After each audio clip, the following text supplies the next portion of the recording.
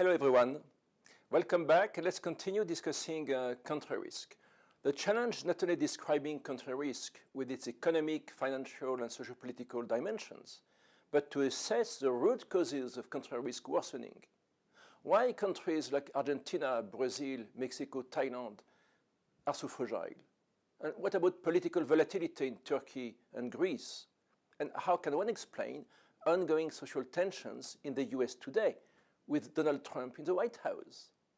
Well, there is increasing country risk each time you have economic growth without development. To generate development in a country, you need growth, of course, but coupled with those conditions that make it sustainable. The idea is to shift emphasis from measuring economic production to measuring people's well-being. What does that mean? Well, health, education, income distribution, institutions, and infrastructures. And a few indicators can help us to measuring inclusive growth and socio-economic development, as we shall see down the road in this seminar. Now, to measure global poverty and to make cross-country comparison, you need to set a nominal poverty line. That's what the World Bank has done since the 1960s. And last year, my colleagues in the World Bank updated its definition of extreme poverty at $700 per day, per year. Most of the very poor countries are in Africa. They include Malawi, Mali, Rwanda, Tanzania, Chad, and Mozambique, but also Nepal. Now, let's keep in mind that you may have rich countries with very poor people. Mozambique, for instance, has very large resources in minerals, iron, and extensive reserves in natural gas. But it's a highly corrupt country, number 142, according to Transparency International, worse than Guinea and Nigeria. Now, Simon Kuznets received the Nobel Prize in Economics in 1971 for his work on economic growth and income inequality. He assumes that economic growth and inequality reduction go hand in hand. That's the so-called trickle-down principle. Everyone benefits sooner or later. Well, that was right when he wrote his paper in 1955, but this is questioned for many countries today and since the 1980s. The share of the top 1% in income distribution has doubled in 20 years. It reaches around 15% today. 1%, 15%. Well, income inequality is worsening in the world. In fact, the gap is getting wider within and between countries. Since the 1980s, there has been an impressive distortion in the value-added distribution with a rising share of profits in GDP, not only in the US, but also in the EU, and a falling share of wages. Why? Well, that's a combination of several variables, including declining labor force participation rates, rising unemployment, and declining productivity, the output per worker. All that can lead to stagnating or falling incomes. Unemployment, in particular, has a negative effect on household income. While income distribution worsens sharply, one can see that the share of capital profits has increased in most OECD countries. Now, in the meantime, mechanically, the share of wages has dropped, as you can see in the graph, between 1980 and 2012. In the US, wages have declined from more than 70% of value added in the 1970s to roughly 50% today. Now, 2 points are worth observing. Number one, since the 1980s, there is very little real wage increase in the US, but also in most OECD countries. And number two, thanks to technological innovations, labor productivity increases, improves. Companies can produce more output with less, and this increases profits and not wages. There is a striking distortion in the US. Up until 1973, hourly compensation kept up with productivity. But in the late 1970s, corporations began to go all out to reduce their labor cost. The chart shows that productivity rose 243% from 73 to 2013, and hourly compensation grew by only 9%. So the scissor effect is getting wider and wider. Now, one way to measure income equality is a Gini index. An index near zero means perfect equality. Everyone gets the same share of income increase. Not even Norway reaches that point, still less Cuba. And an index near 1 means that the winner takes all. Well, as you can see, the worst countries are Chile, Mexico, China, India. The index reaches around 0.5. Now, in the OECD and in the EU, the average is around 0.3.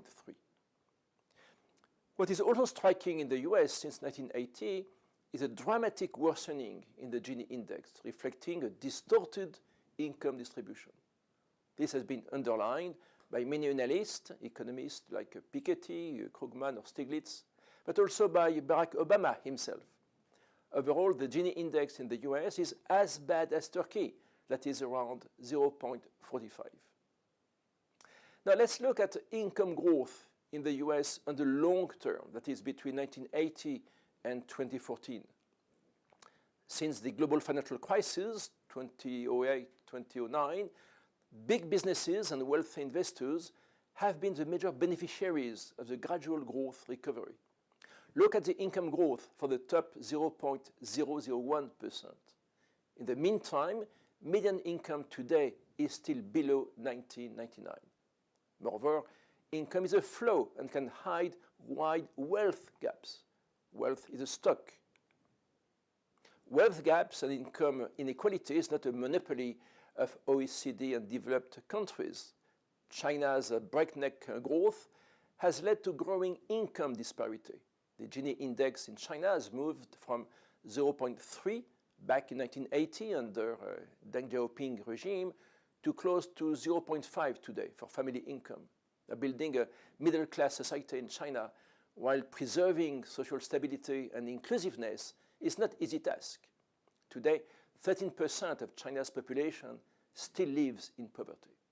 And according to Peking's university's report, the poorest 25% of Chinese households own just 1% of the country's total wealth. This is a time bomb in China. Now, let's remember, in the US national income, the top 1% own 20%, and the top 10% own 50% of total income. Now, let's move from income that is a flow of revenue to wealth, which is a stock of capital. Well, two French economists have shown that wealth in the US is very concentrated, namely the top 0.1% of families has seen its share of the pie growing from 7% in the mid-1970s to 22% today, hence a threefold increase in 40 years. This income inequality is also a fact in most developed countries, a bit less in France and in Sweden. It is Thomas Piketty who cast light on this winner-takes-all situation with a rising share of income for the top 10% richest since 1980s. The so-called patrimonial capitalism means that wealth is inherited, not acquired by entrepreneurships and innovation. Now, there are many ways to assess and to measure wealth. Let's keep in mind that a good deal of the wealth is outside the radar screen of the tax bureau, parked somewhere in the Cayman Islands, or in Jersey and Guernsey, or in Delaware. Now, the ECB came up with still a more impressive picture of wealth concentration by the top 1%, and these revised estimates give a much worse picture for countries like Germany and Portugal. Well, what to do then to prevent the winner-takes-all trend in modern global capitalism? Well, don't do much and be patient would be the advice of Simon Kuznets and the so-called market-driven school, which expects trickle-down economics to work in the long term. For the Keynesian school, with Krugman, Stiglitz, and Piketty, the state should intervene to manage a catch-up process for the poor by increasing minimum wages and imposing heavier taxes on wealth, including with the so-called global wealth tax. This global wealth tax is, of course, very difficult to implement, given there is no concerted tax policy in the OECD, and given the large number of tax havens, including in the EU. Think of the UK, of Luxembourg, Switzerland, but also in the US. Think of Delaware. However, what is interesting in Piketty's research is to show the snowball effect of capital accumulation, particularly when the real economy's growth is slowing, which is the case since 2009. There is a divorce between the wage earners and financial capitalists. But Piketty's work and conclusions are criticized by many scholars, including at the IMF, with new research done on a large sample of countries. So income inequality and wealth gaps prevent countries from transforming economic growth into development. The World Bank and the UNDP, like you and me probably, have concluded that traditional measures of economic growth, such as GDP, do not cast light on people's well-being. The challenge is measuring social progress.